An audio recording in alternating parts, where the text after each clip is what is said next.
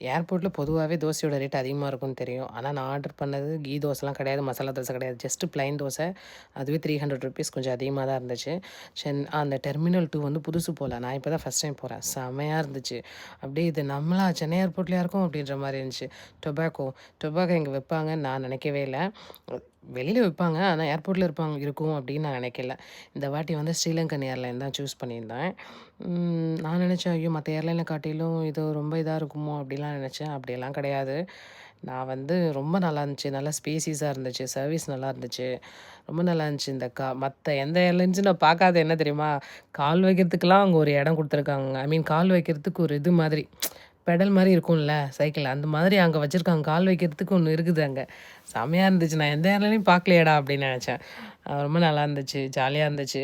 எப்ப ஜாலியா இருந்துச்சுன்னா, சாப்பாடு சாப்பிட்றப்ப மட்டும் தான் ஜாலியா இருந்துச்சு. மத்த எல்லா டைமும் நான் பயந்த பயத்துக்கு ஒரு அளவே இல்லாம போயிடுச்சு.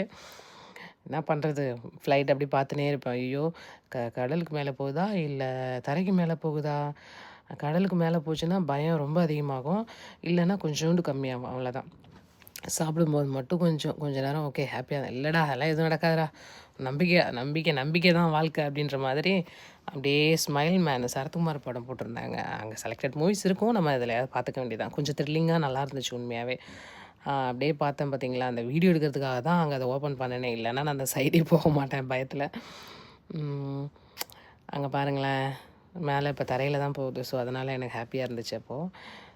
அதனால ஓகே நம்ம ஒரு வீடியோ போட்டுறலாம் அப்படின்னு நான் நெனச்சேன். ஆஸ்திரேலியாக்குள்ள இங்கேயே இந்த மூலையிலேருந்து அந்த மூலைக்கு வரதுக்கே 4, 5 மணி நேரம் ஆகும். பட் எனிவே ஸோ இதெல்லாம் செகண்ட் மீல் வந்துச்சு. அதையும் சாப்பிட்டுட்டு, அந்த சிட்னிக்கு இறங்கும்போது சாஃப்ட் லேண்டிங்கே இல்லம்மா! அம்மா காத்துல சத்தியமா சொல்றேன் அப்படியே கத்திடலான்னு நெனச்சேன். அப்படி இருந்துச்சு. பேக்